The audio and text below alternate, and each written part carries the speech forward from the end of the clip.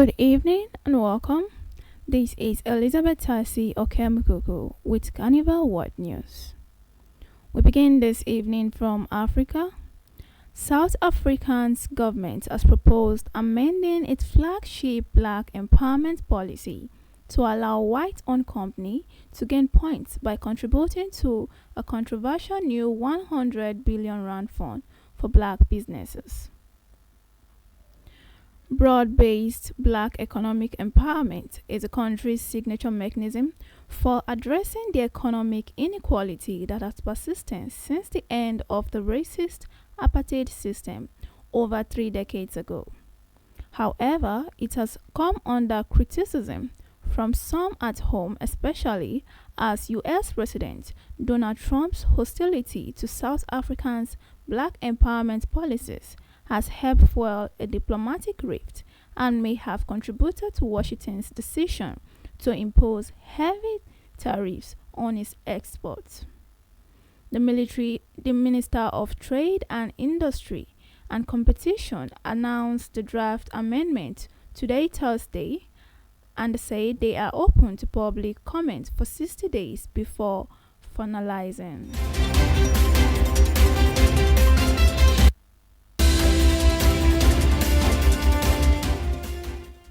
And in Asia, Taiwan's military on Thursday simulated repelling a Chinese assault from the sea, integrating shore-launched missiles and drones with fast patron boats to stop an attempted invasion. China, which views democratically governed Taiwan as its own territory, has never renounced the use of force to bring the island under its control. Taiwan's government says only the island's people can decide their future. Taiwan's routine holds drill ahead of the Lunar New Year holiday, which begins next month. Though these are the first to take place in the front of the media since China held its latest round of war games around the island in late December. An invasion of Taiwan by China would be very difficult given that People's Liberation Army would have to first cross the Taiwan Strait and then attack the limited number of beaches on the island that would be suitable for landing their forces.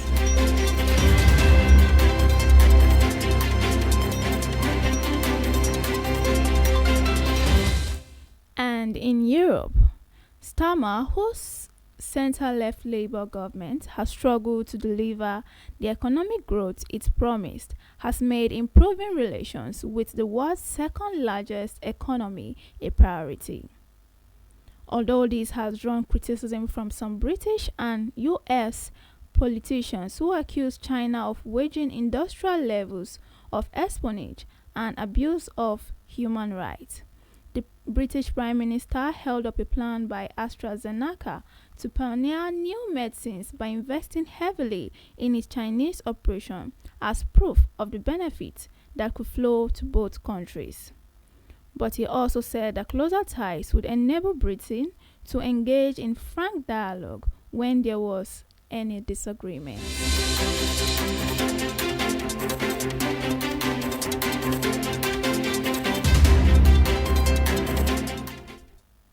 In South America, Brazil's federal police has reported arresting on Thursday a suspect with ties to Islamic State accused of preparing a suicide attack.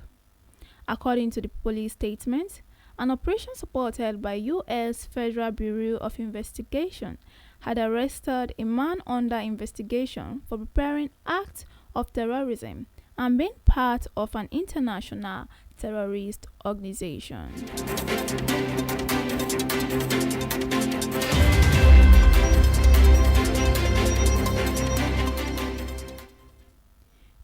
And in North America, U.S. Health Secretary Robert F. Kennedy Jr.'s remarking of childhood vaccination policy is fueling resistance in labor and delivery wards, where doctors say parents are increasingly resistant to allow other routine care for new babies.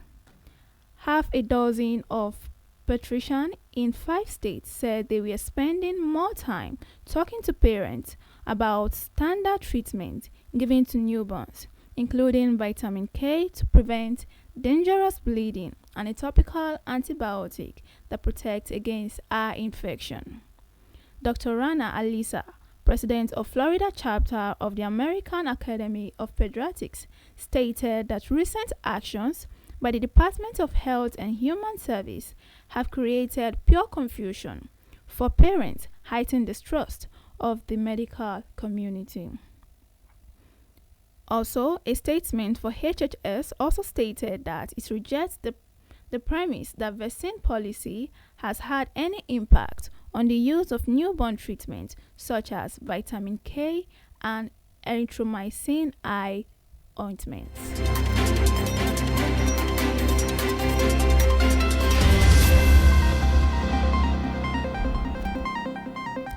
This is where we wrap up of Carnival News World Update. Thank you for staying tuned and for listening to us. Once again, I am Elizabeth Tessie Okemukoko. Do have a pleasant evening.